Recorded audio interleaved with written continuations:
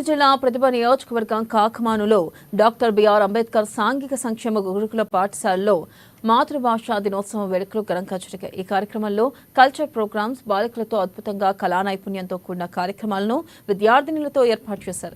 ఈ కార్యక్రమంలో సాంఘిక సంక్షేమ గురుకుల పాఠశాల ప్రిన్సిపల్, టీచర్లు, బాలికలు పాల్గొన్నారు.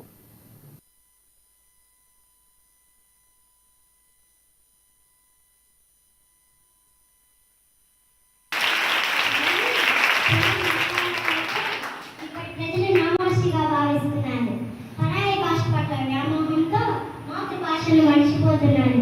తెలుగు